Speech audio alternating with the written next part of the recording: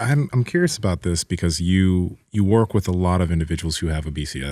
That's you work with primarily, and we've been having a few discussions on the show with the idea of the healthy at every size movement, the fat acceptance movement. Yeah. And a comment that I've been seeing a lot, and we've been seeing a lot, is a lot of people are saying, well, these people would stop stuffing their faces. It's a choice, man. Like, you make that choice, you deal with the whatever. We can't accept it, right?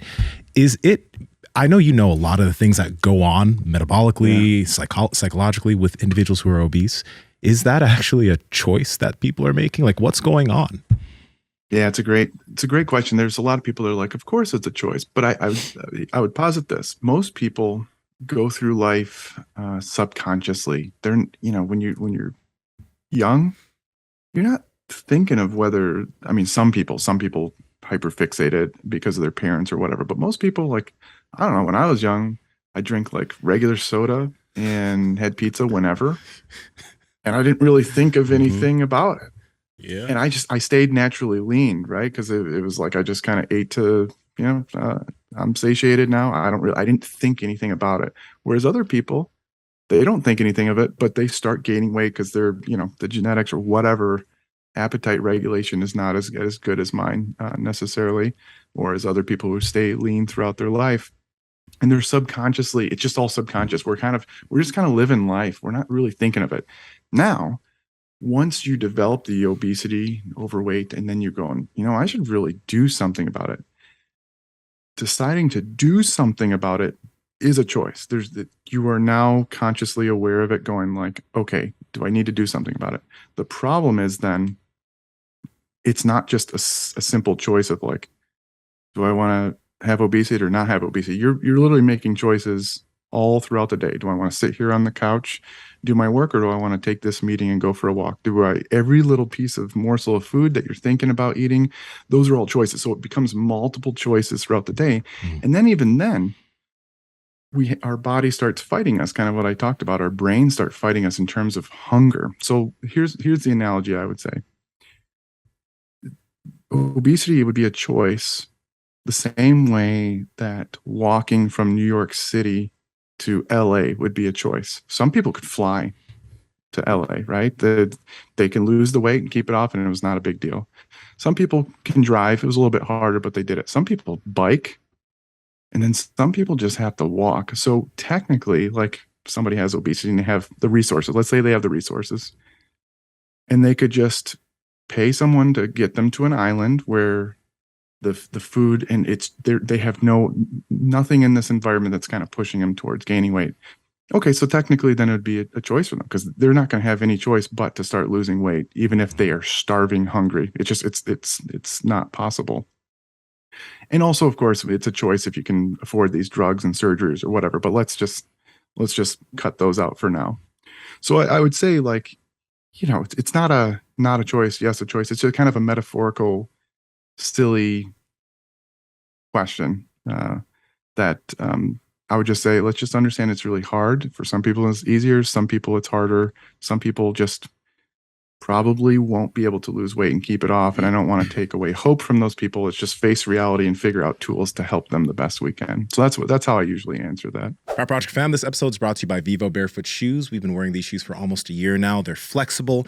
They have a wide toe box. They allow your feet to get connected to the ground, and they will make your feet stronger. And they don't look like shit like a lot of these other barefoot shoes. Andrew, how can they get them? For the best barefoot shoes on the planet, and they also look really, really good, head over to vivobarefoot.com/powerproject. At checkout, enter promo code PowerProject20 to save 20% off. Again, vivobarefoot.com/powerproject, promo code PowerProject20 to save 20% off. Links to them down in the description, as well as the podcast show notes.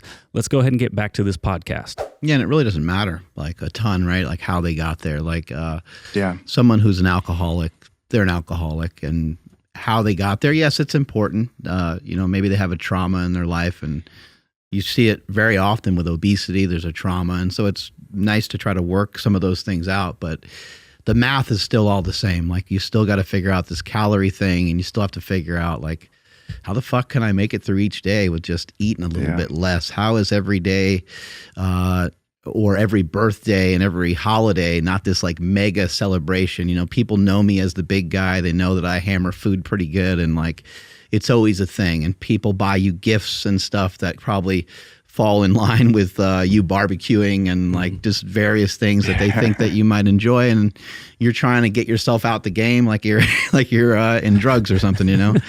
But you can't. You're hooked in there, and you're sort of stuck, and it's not an easy thing. What I really think is cool about you is that you are actually physically working with these people. These are people. Our obese community is not getting served enough. They're not serviced enough. They're not thought about enough. In this country, we don't think about them enough, especially before somebody gets to these kind of critical points. Do you think some of this stuff should be taught at home or in school, or like where should we pick up some of these values? Because I would imagine even just somebody listening to you for 20 or 30 minutes could really help change someone's life forever, in my opinion. Yeah, I appreciate the comments. That means a lot. I think, you know, culturally as a society, it's also different here in the United States versus other foreign countries where it's just a different culture when you're young. And in society, some places they are more shameful, and it seems to not be as deleterious as here. Here, when we kind of put pressure and stigma and shame, it tends to make people worse and gain weight. It would be nice to start when you're young and have your parents have a nice healthful meal as much as possible. You know, it's interesting though. I see, you know, my daughter and son, they like to eat their goldfish, you know, the little packets of goldfish. Yeah. They'll eat some healthy stuff and whatever, some fruit and meat and whatever, vegetables, and then they'll still want some snacks afterwards, and we try to minimize it as much as possible. But you know, you think about other families, it's like, you know, I always make the worst case scenario. Let's say a single mom who has to work multiple jobs, their kid has to sit at home with a TV dinner, a pizza dinner, watching TV or something like that, as opposed to like another family that has a nice sit down meal and they have all as many fruits and vegetables as possible.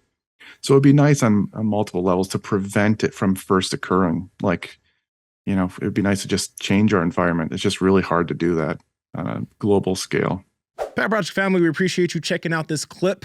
Check out another one. Just go check out another one. Or comment down below and let us know what you liked about this one. But we love you guys, and we're going to keep bringing you the heat.